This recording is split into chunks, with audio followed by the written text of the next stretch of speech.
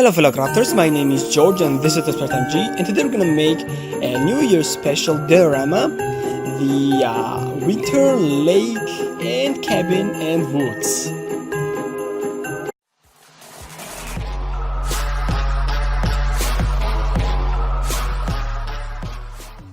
So this project is quite similar to the last year's one, which was the train going through the forest.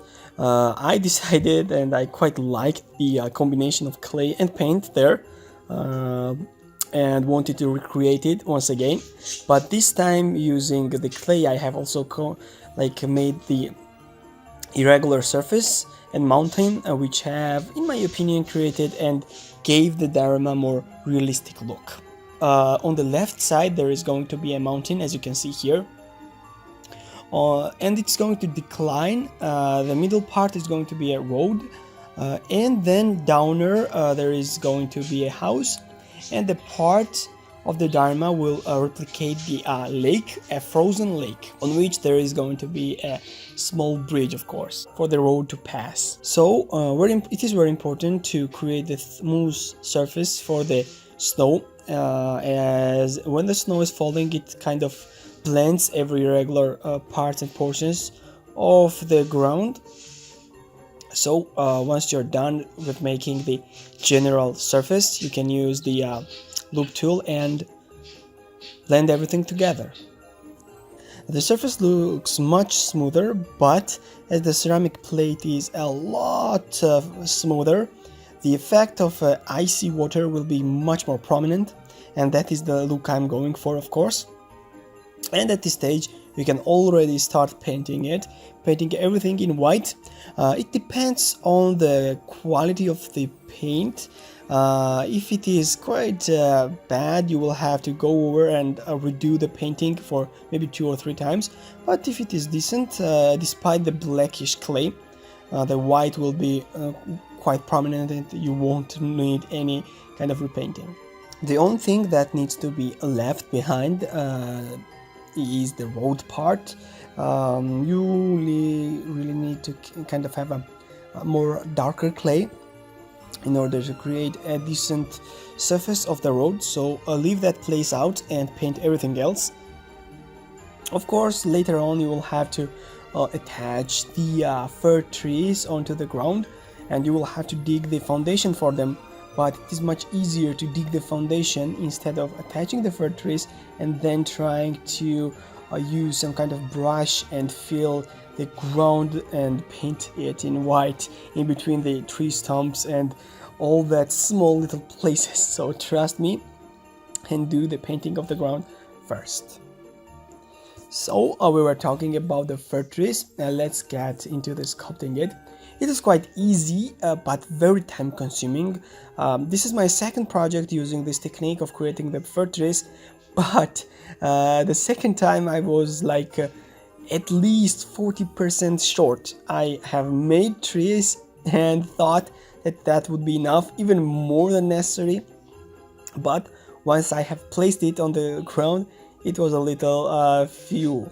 So it is quite easy. This time I have decided to have a brownish stump and greenish leaves, but they are going to be covered in white mostly. So if you do not have a brown and you want to go with all the way dark, that's not a big deal and a big problem. So painting this guy is quite easy as well. As the snow is coming from the top to down, you will have to use the movements with a brush in the similar manner. Just use the stump to hold the tree and go from top part to the bottom one with a brush. It will create the effect of snow only covering the visible top portions, and in the shadows there is still untouched dark spaces. So another detail, another tree-like detail, so to say, is going to be this light pole, which is quite cozy in my opinion, and it is quite easy to create as well. You will just simply have to use the black clay and cover the toothpick with it, and then create the details on top of it. This time I have used a white color in order to create this shiny effect. Once you're done with the desired amount of trees, then you can start attaching it to the ground. As you can see, I will start from the top part and go down. Yeah, to be honest, it's not really necessary to do that way, but in my opinion, it is a lot easier to start from the top and go down. It is quite easier to attach trees. So using some kind of a tool, you can dig a little stump wide hole in the ground, so to say. This will reveal the naked clay, which is much more stickier, and it is much more easier for the stump clay to attach itself to the ground than it would be with the bare painted one. So use this technique and attach your trees whenever you want. First, and my kind of desire was to cover the whole mountain, and maybe later do some kind of small places on the other areas. So the final detail and the coziest detail is the house. I have decided to have this kind of simplistic one wooden kind of house with the open entrance, making this kind of corner in the overall body of the house. It is quite important for you to cut it out as proportional as possible, but the firmness and the smoothness of the surface is not that important. The overall shape is, because later on, as you can see, I'm using the brown clay to create this three poles and cover the whole surface of the house in this intertwined manner, which is much more realistic and also nicer to look at. So this technique is not very difficult, but yeah, more or less time consuming.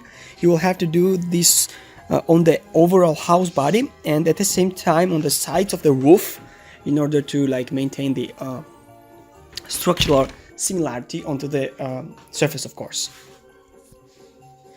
So once you're done with the surface, then you will have to cut out open places where the windows and the door is going to be. It is quite easy because of the rods. You will only have to cut it out as you would in reality do on the lengthwise, and using some kind of a pick tool to pick up the leftovers and create this dent into the surface, which will make it much easier and much more realistic for the windows. In my part, I have decided to have yellow windows, which will replicate the cozy light coming out from the inside, and a more brownish / darker door, a wooden door, of course.